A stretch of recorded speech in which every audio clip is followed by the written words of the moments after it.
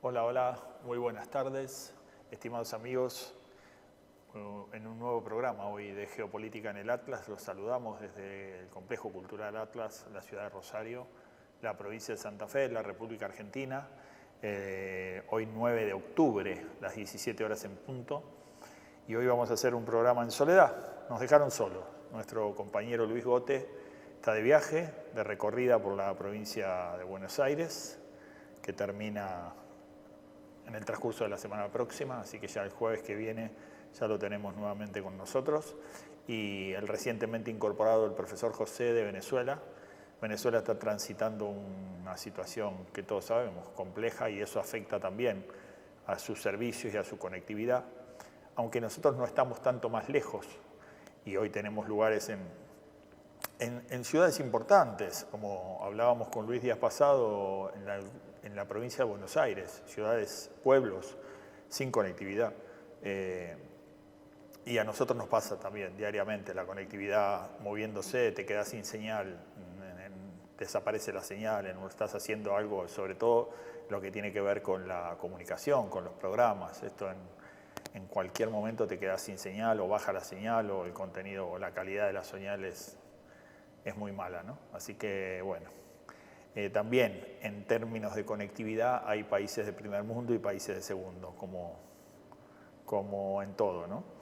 Así que, bueno, la idea es un poco también empezar a buscar un cambio de formato en el programa, de buscar un programa un poco más corto, un poco más dinámico, fundamentalmente orientado a la necesidad y a la realidad del mundo actual, ¿no?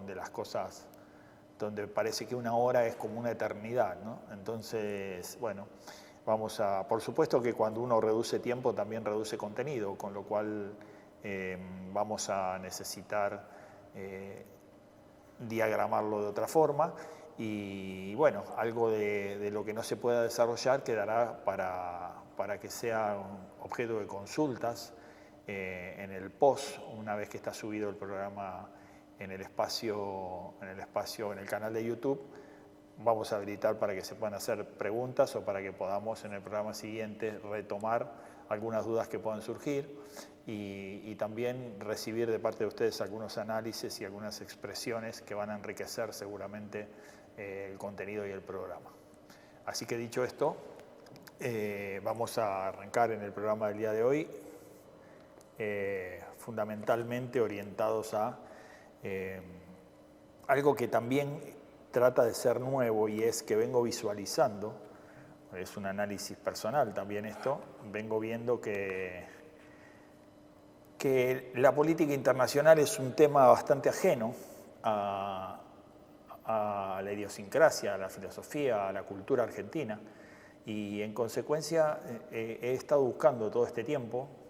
Recuerden que nosotros ya vamos cumpliendo varios años del programa en el aire, y siempre venimos buscando de qué manera llegar a más gente, y ahora, actualmente, fundamentalmente orientado a la necesidad que tenemos que la sociedad en su conjunto se involucre, reciba información, esté al tanto de las cosas que pasan en términos geopolíticos, en la política internacional, por dos razones.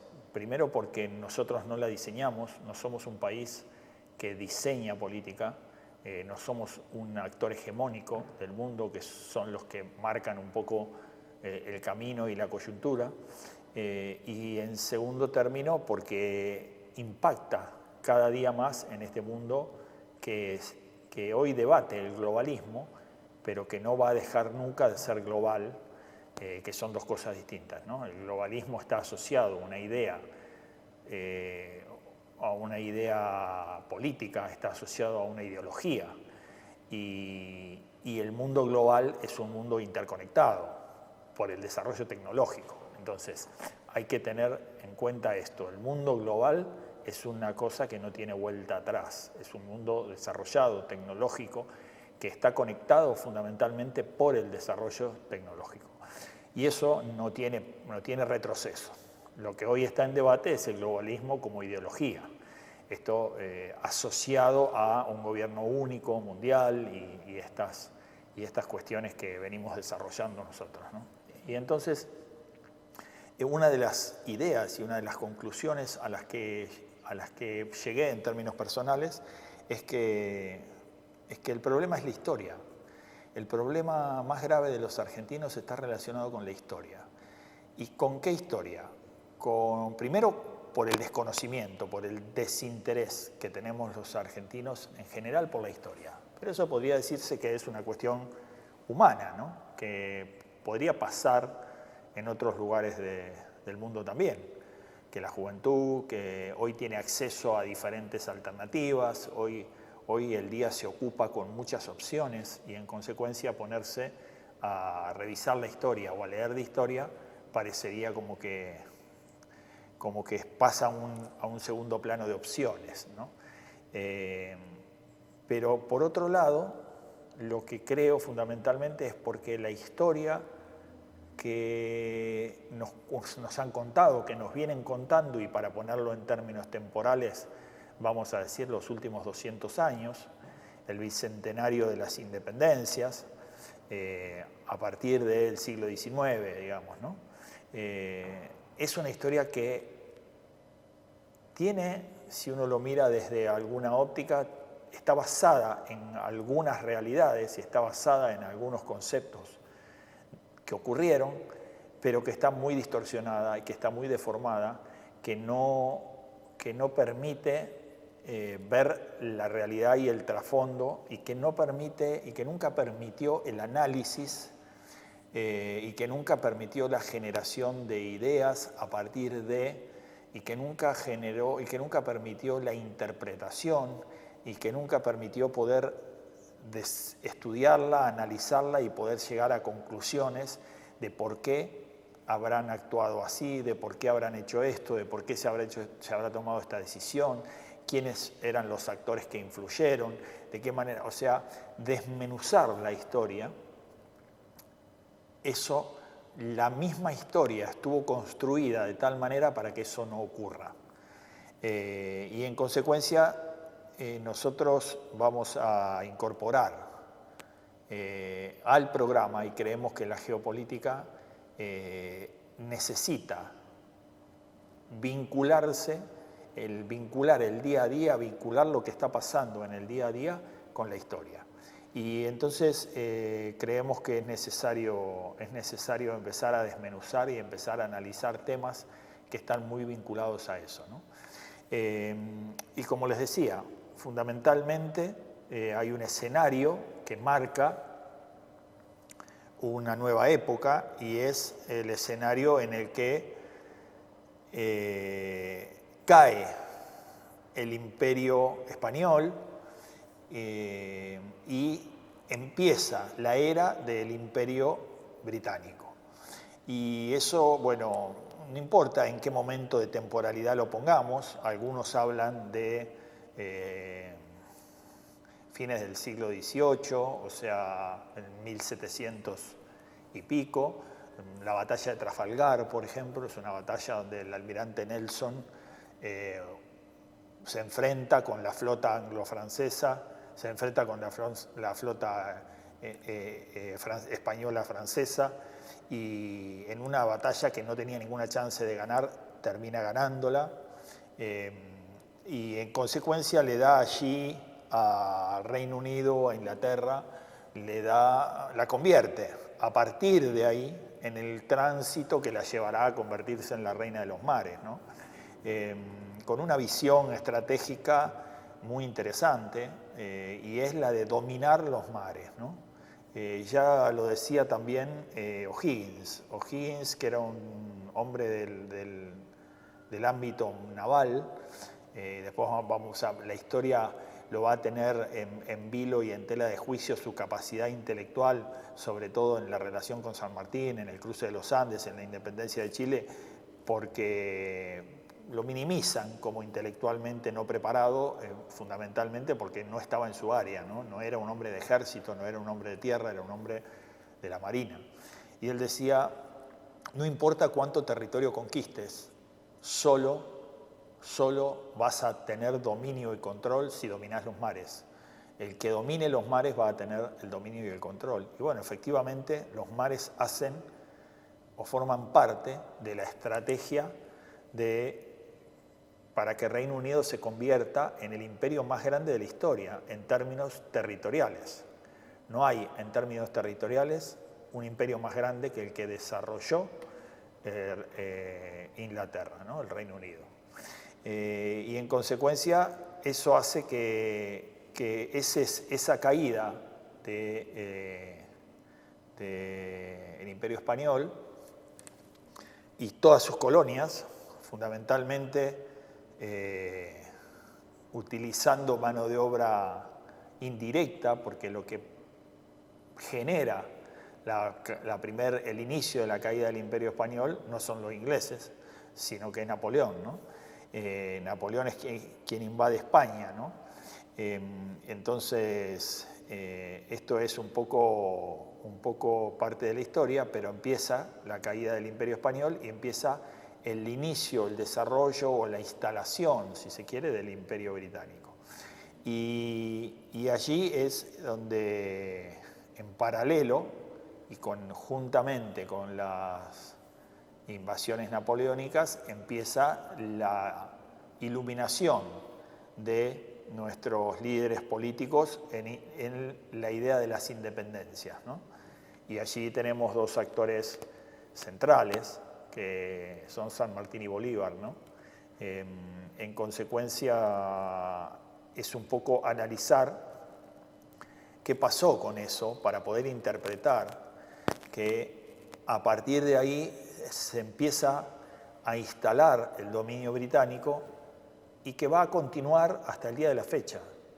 El dominio y la injerencia y el control británico, aún en el día de hoy, en el que ese imperio, por supuesto, se fragmentó y además se debilitó y hoy está en tela de juicio, y después apareció un nuevo actor que fue Estados Unidos y que se aliaron y que generaron el Common Law y un montón de tránsito en el camino. El hemisferio sur y fundamentalmente de América es un escenario en el que todavía fundamentalmente Argentina, la presencia y la injerencia británica todavía se siente y muy mucho. Y en consecuencia, ahí vamos a empezar a revisar esto para que se entienda. Y a mí me interesaba mucho ahí traer palabras de Simón Bolívar, ¿no? Después de que iremos revisando. También en el transitar de la historia iremos revisando a los dos, a Bolívar y a San Martín, y ya se van a sorprender de mucha información que tenemos para contarles, pero quiero empezar así, trayéndole unas palabras de Bolívar, ya 1830, en los albores de su muerte. Bolívar se da cuenta y le escribe una carta a un colega, a un amigo de él, donde le dice: hemos estado arando en el mar y sembrando en el viento, lo hemos perdido todo, solo nos queda la independencia. ¿Y por qué dice esto Bolívar? ¿Por qué le da ese valor efímero y casi negativo, casi intrascendente, casi neutro a la independencia, que había sido un poco la bandera y el objetivo de toda de la dedicación de su vida, ¿no? Esto hay que tener en cuenta también el entorno y en términos temporales. Estos líderes le dedicaran la vida a esto, no era una actividad de segundo plano, no era una actividad pagada, no era una actividad en la que le dedicaban el tiempo libre, un hobby, como se vería hoy en día, ¿no? Era dedicarle la vida a esto, ¿no? En consecuencia, la idea de la independencia fue el objetivo más trascendente que ellos tuvieron. Y entonces, bueno, después de haberlo logrado, después de haber tenido éxito, previsto o no tanto, pero haber llegado a lograr la caída del Imperio Español y el control de las colonias en Sudamérica, de alguna manera digamos que lograron ese objetivo. ¿Por qué? Él mismo lo ve como que se le se le dispersan las manos, como que es humo, como que no tiene ningún valor, ¿no? Y esto está relacionado con qué ocurrió después de las independencias. El paso necesario y obligatorio, que también ellos lo tenían previsto y lo tenían pensado, que era continuar las independencias con la integración. O sea, Sudamérica tenía que integrarse. Y esto era la consolidación de los virreinatos, de los distintos virreinatos en una sola nación. Y en esto que muchos habrán escuchado relacionado con la patria grande, ¿no? Y entonces ocurrió todo lo contrario. Ocurrió lo contrario, que era un poco el objetivo de la política expansionista y de dominación del Imperio Británico, y que estaba relacionado con no replicar el tema de la colonización que habían hecho los españoles, sino de fragmentar lo máximo posible las regiones, orientadas estratégicamente a través de ciudades-puerto, donde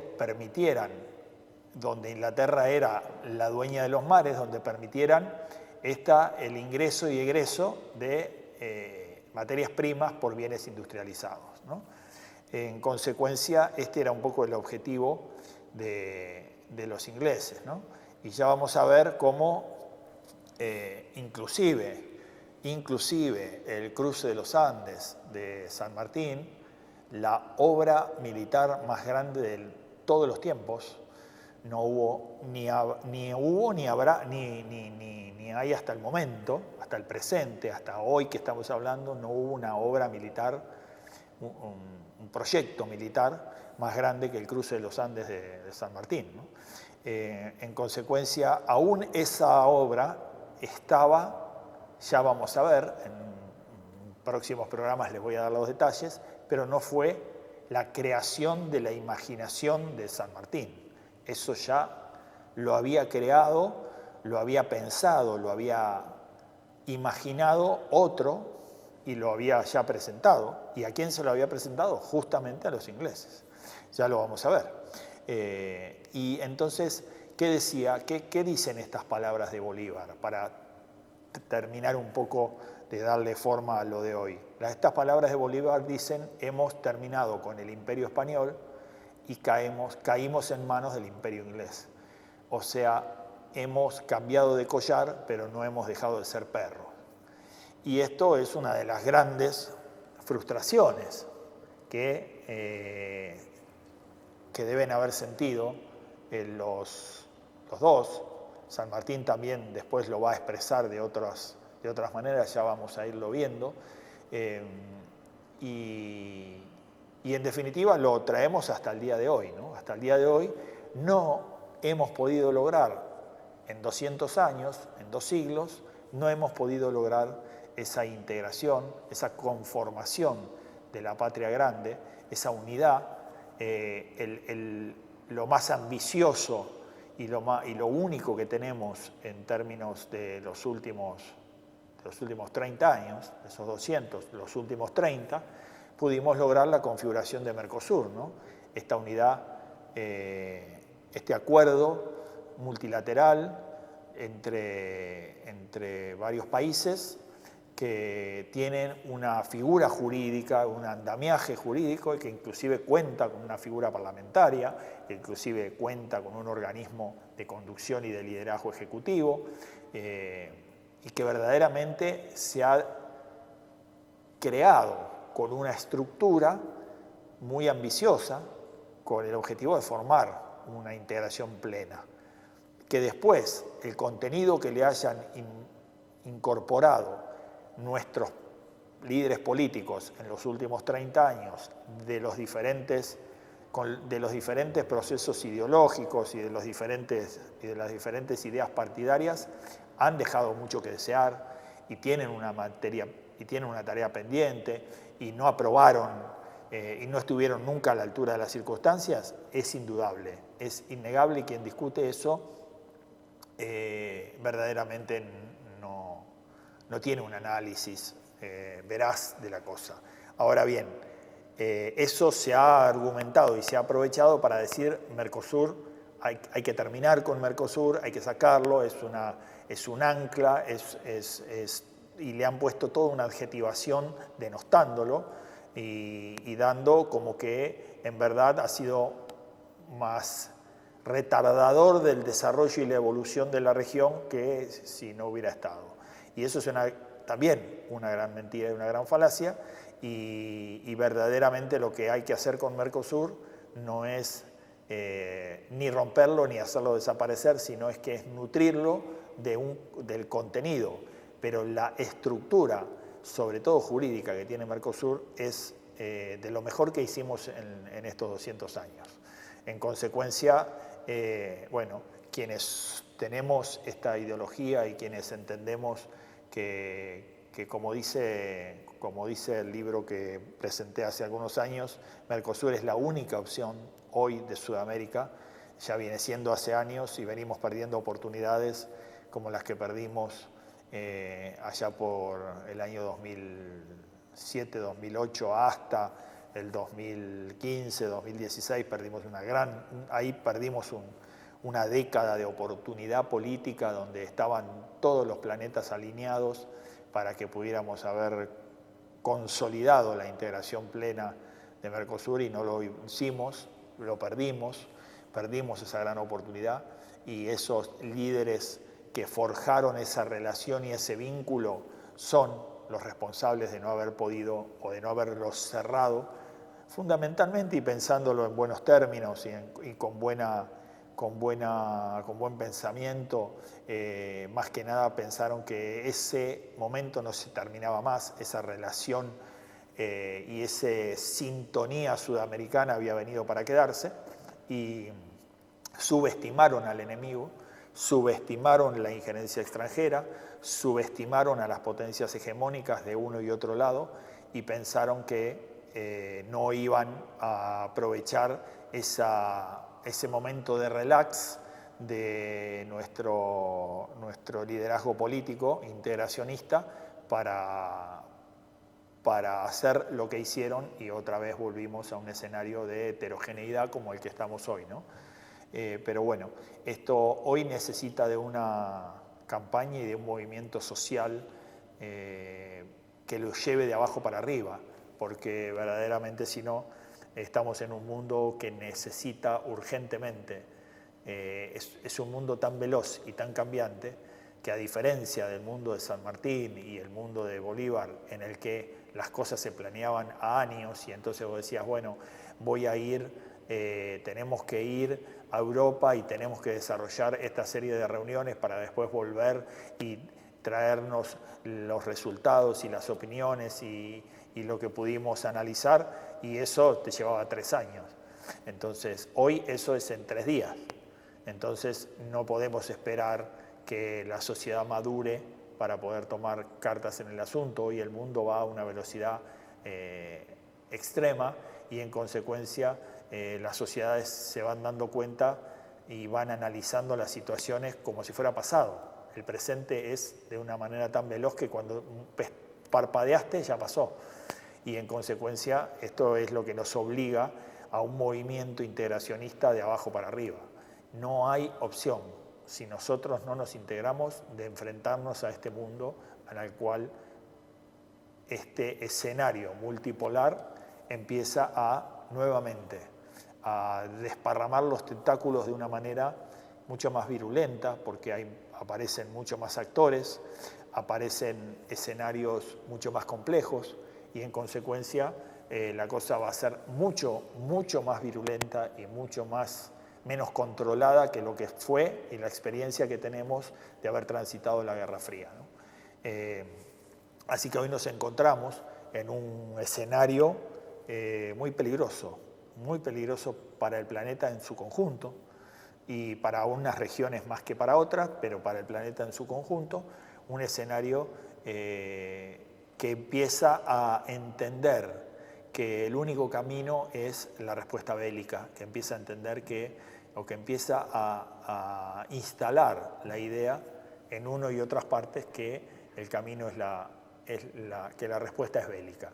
Y si en algo se parece este escenario al de la Guerra Fría, es que por el momento ninguno de los actores hegemónicos que disputan el control y el liderazgo global se van a atacar en forma directa, sino que están utilizando una metodología muy parecida a la que usaron en el pasado, que fue generar conflictos en diferentes lugares del planeta en los que ellos participan indirecta o directamente, pero que no es el escenario de su propio escenario, ¿no? En consecuencia, nosotros dijimos acá en este programa hace algunos años, cuando empezó el conflicto de Ucrania en términos bélicos, dijimos que veíamos que la réplica de Ucrania podía ser Sudamérica.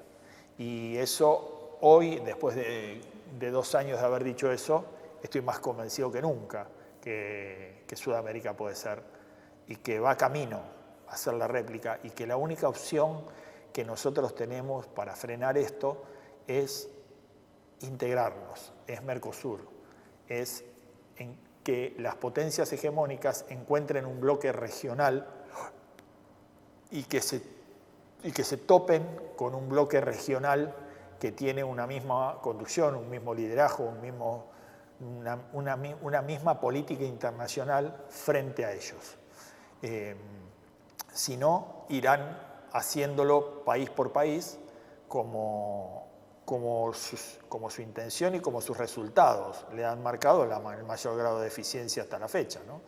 En consecuencia, van a seguir haciendo lo que venían haciendo, que era generar conflictos y tener relaciones bilaterales con cada uno de los países en términos de la debilidad que eso representa una potencia hegemónica frente a cualquiera de los países, inclusive Brasil, que hoy marca una gran diferencia respecto de los demás.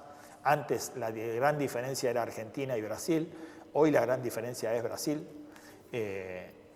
no Argentina, y esto tenemos que tenerlo claro, sobre todo los argentinos. Hoy Brasil nos sacó un terreno que yo diría, en términos de lo que podemos ver, vivenciar, es inalcanzable. En consecuencia, este escenario debería sí o sí liderarlo Brasil y nosotros sumarnos. En consecuencia, es de la única manera que creo que podremos evitar que esto se genere o se vuelva un escenario con un potencial bélico y violento como el que no estamos acostumbrados. Ni tampoco estamos preparados. Así que dicho esto, vamos hoy a entender que la situación está dada en esos términos, yendo a la política y haciendo una síntesis cortita para terminar el programa de hoy de la política internacional actual, de la coyuntura internacional. Fundamentalmente hay una nueva posibilidad de retomar el acuerdo de armas nucleares entre Estados Unidos y Rusia. Ese acuerdo que se rompiera hace algún tiempito y que por lo menos nos marcaría un inicio de que entre los dos gobiernos actuales de Estados Unidos y Rusia empieza como una disminución de escalada en términos del conflicto. Allí siempre esto está supeditado a esos dos Estados Unidos, ¿no? Hoy el mundo, tanto sea China como Rusia, como el resto del mundo, digamos, Europa, los BRICS, Sudamérica y demás, se encuentran con dos Estados Unidos dentro de Estados Unidos, ¿no? Y es un Estados Unidos liderado y conducido políticamente por un gobierno de turno cuyo mandato se agota en 2 años, y por otro lado un poder oculto que está muy vinculado con con una posición ideológica, pragmática y política y de presencia internacional antagónica con ese gobierno de turno que hoy se encuentra en los Estados Unidos, que representa y forma parte de esa élite y de ese liderazgo del sistema financiero, armamentista, ese también religioso en alguna medida, y que está relacionado con esa lucha interior que se generó con el advenimiento de Trump en su segundo mandato en el gobierno de los Estados Unidos, y como lo que ellos claramente lo expresan, ¿no? Un error coyuntural no previsto, un error no forzado, digamos. Y en consecuencia, solo el tiempo va a determinar que ellos puedan retomar este escenario en términos ideológicos de lo que denominamos, para simplificarlo y para poder identificarlo, como el globalismo, que es la conducción de un mundo global a través de un gobierno único, un gobierno elitista, que está por encima del resto, conduciendo los destinos de un mundo que debe ser conducido, que ya no puede ser, que ya se perdió con lo que viene dándose, que es la destrucción paulatina y progresiva de la democracia. Se perdió la posibilidad que sea un mundo de consenso. Y esto lo perdimos fundamentalmente en las últimas décadas, cuando pasamos de un multilateralismo, del que nosotros también hablamos en este programa, que era un poco el mundo del consenso, el mundo de la solidaridad, el mundo de la igualdad, el mundo de la distribución más equitativa de la riqueza, el mundo más próspero, ¿no? Pasamos a un mundo multipolar en el que la batalla es el dominio, la batalla es la totalidad de las ideas, es el absolutismo de este liberalismo que se quedó solo cuando le ganó la batalla al socialismo y al fascismo. Se constituyó como figura única este liberalismo conservador y se volvió totalitario. Y en consecuencia ese es el que tiene una construcción ideológica, y ese es el que hoy tiene estos enemigos o estas posiciones antagónicas, más soberanistas, más nacionalistas, que están enfrente y que le están haciendo la resistencia, ¿no? Y entonces nos encontramos que en muchos temas, tanto Trump como Putin y Xi Jinping están en el mismo lugar. En otros están en diferentes lugares. Y esto también hace a la geopolítica y el escenario global distinto a lo que veníamos acostumbrados a vivir cuando las posiciones eran la izquierda o la derecha, el comunismo o el capitalismo, y entonces eran estas dos posiciones totalmente encontradas en las que no había casi puntos de encuentro. Hoy depende de los temas, hay puntos de encuentro y, como ustedes vieron, la reunión en Alaska, por ejemplo, es marcar un punto de encuentro entre Donald Trump y Vladimir Putin. Y aunque en el escenario bélico están enfrentados y de alguna manera en guerra en el marco de la región de Ucrania, ¿no? En consecuencia nos encontramos con esa